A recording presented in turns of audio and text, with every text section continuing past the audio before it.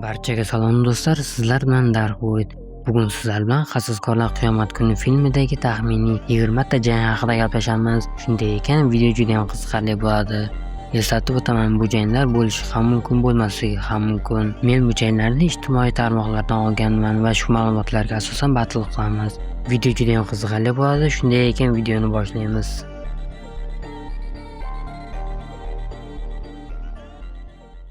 Unda videoni boshlaymiz. Birinchi taxminiy jangimiz Void Professor X ga qarshi chiqadi. Bu jismoniy jang emas, bu ong bilan bo'ladigan jang bo'ladi. Katta ehtimol bilan Void Sentry yutadi. Sababi Hassaskorlar qiyomat kuni filmida X odamlarning ko'pchiligi o'lishadi. Shu jumladan Magneto va Professor X ham o'ladi. Katta ehtimol bilan Void uni o'ldiradi.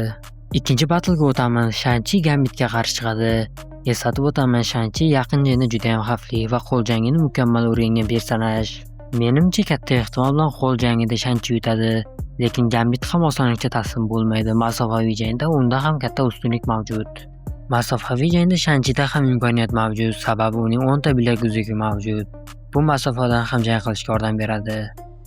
Uchinchi jangimizga o'tamiz. Uchinchi jangimiz Siklop Kapitan Amerika Sam Wilsonga qarshi. Bu yerda katta ehtimol bilan Siklop yutadi, sababi uning optik blast ko'z nurlari juda ham xavfli. Uzoq masofadan raqibni yo'q qilish uchun juda ham yetarli narsa. Kapitanda qalqoni bo'lgani bilan uzoq vaqt dosh bera olmaydi, lekin kapitanda ham imkoniyatlar yetarlicha mavjud. To'rtinchi jangimizga ham yetib keldik. Yelena Mysticga qarshi. Shunday qilib ko'p holatlarda Mystic g'alaba qozonishi mumkin, chunki u aldash va strategiya orqali Yelenani yengishi mumkin. Yengish ehtimoli yuqori. Yelena esa faqatgina oldindan tayyorgarlik va to'g'ridan-to'g'ri jangda ustunlikka ega kelsagina g'alaba qozonishi mumkin. Bu yerda Mysticga 1 ochko beramiz. Katta ehtimol bilan u g'alaba qozonadi. Keyingi jangimiz Kapitan Marvel Rogue'ga qarshi chiqadi. Kapitan Marvel juda ham kuchli super qahramon, kosmik energiyadan foydalanadi va uni boshqaradi. Uchadi va juda ham chidamli qahramon, hassaskorlar ichida eng kuchlilardan. Lekin Rogue ham unchalik kuchsiz emas, boshqalarga tegib ularning kuchini olib qo'ya oladi. To'g'ridan-to'g'ri jangda Kapitan Marvel ustunlik qilishi mumkin, lekin Rogue hiyla ishlasa uni yutadi. Sababi komikslarda ham Rogue yutgan Kapitan Marvelni. 6-chi jang Loki Doktor Doomga qarshi chiqadi. Katta ehtimol bilan Doktor Doom g'alaba qozonadi. Strategiya bilan ustun keladi. Loki Hassaskorlar qiyomat kuni filmidagi eng kuchli personajdir. Lekin eslatib o'taman, Loki eng kuchli personaj, Doktor Doom uni yakka holda yenga olmaydi. Qandaydir strategiya va ayyorlik bilan Lokini yengadi va taxtdan yiqitadi. Navbat 7-chi jangimizga O'rinchoq odam Rosamahaga qarshi chiqadi. Bu jangimiz deyarli teng, lekin Rosamaha biroz chidamliroq. Yaralansa ham juda tez tiklanadi.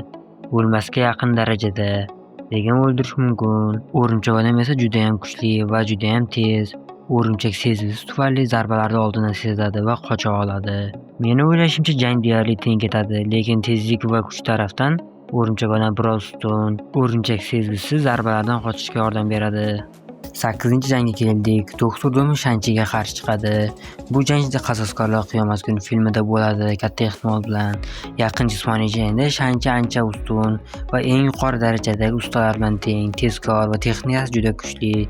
Lekin Doktor Doom oddiy odam emas, faqat kuch bilan emas, balki sehr va yuqori darajadagi texnologiyalardan hujum qiladi. Shuning uchun uzoq yoki to'liq jangda Doktor Doom ustunlikka ega bo'lishi mumkin. 9-chi jangga ham keldik. Janob Fantastik Kurt Wagnerga qarshi chiqadi. Janob Fantastik juda ham aqlli, strategik va eng tajribali olimlardan biri. U jangni ko'proq reja va aql bilan olib boradi. Kurt Wagner esa yaqin jangda juda ham tez va chaqqon teleportatsiya qiladi. Bu uning qobiliyati. Shu sabab u juda ham xavfli. Lekin umumiy olib qaraganda Janob Fantastik juda ham aqlli. Uni tezda o'rganib chiqib jangda ustunlik qilishi mumkin. 10-chi jang Doktor Strange Doktor Doomga qarshi. Deyarli teng va juda ham o'xshash qobiliyatlar bilan jang bo'ladi. Doktor Strange uni hammamiz yaxshi bilamiz, Marveldagi eng oliy sehrgarlardan biri. Doktor Doom ham juda ham kuchli sehrgar va olim. Bu nafaqat sehr, balki yuqori darajadagi aql va strategiya bilan ham ustun kelishi mumkin. Kuchlar deyarli teng, lekin aql, reja va sovuqqonlik bilan Doktor Doom yutish ehtimoli juda yuqori. 11-chi jang Doktor Doom Magnetoga qarshi. Bu jang juda ham ajoyib va katta darajada bo'ladi. Magneto metallni boshqarib jang maydonini o'z foydasiga o'zgartira oladi. juda ham xavfli hujumlar qiladi. Doktor Doom esa sehr, aql va texnologiyalarni birlashtirib jang qiladi. Umumiy xulosa qilamiz. Jang juda og'ir kechadi, hatto X odamlardan juda ko'pchiligi o'ladi. Oxirida esa sehr va strategiya sabab Doktor Doom ustun kelishi mumkin. Menimcha katta ehtimol bilan shunday bo'ladi. 12-jangga ham keldik. Qasoskorlar X odamlarga qarshi. Bu juda ham katta va ta'sirli jang bo'lar edi. Ikkala jamoa ham kuchli qahramonlardan iborat. Jang juda og'ir kechadi. Lekin eslatib o'taman, agar X odamlar tarkibida Phoenix kuchiga ega bo'lgan Jean Grey bo'lsa, vaziyat keskin o'zgaradi. Phoenix kuchi deyarli barcha qasoskorlardan kuchliroqdir. Thor va Sentry'dan ham kuchli. Umumiy xulosa qilib aytaman, oddiy holatda jang bo'lsa teng-teng, yokida qasoskorlar kuchliroq. Lekin agar Phoenix kuchiga ega Jean Grey bo'lsa, X odamlar ustun keladi. 13-jang Qasoskorlar qiyomat kuni filmidagi eng asosiy janglardan biri bo'lishi kutilmoqda. Thor Sentry'ga yokida Voidga qarshi chiqadi. Bu juda ham shiddatli va hamma uchun qiziq bo'lgan janglardan biri hisoblanadi. Thorda hammamiz yaxshi bilamiz, momaqaldiroq ma'budi. Sentry esa Qasoskorlar qiyomat kuni filmida o'zining eng kuchli formasida bo'lar ekan. Hozircha aniq emas. Umumiy xulosa qilib aytaman. Bu jang Qasoskorlar qiyomat kuni filmidagi eng vayronkor va asosiy sahnalardan biri bo'lishi kutilmoqda. Natija aniq emas, lekin katta ehtimol bilan Void chiqsa, Sentry ustun keladi. Bu uning qobiliyatlari tufayli.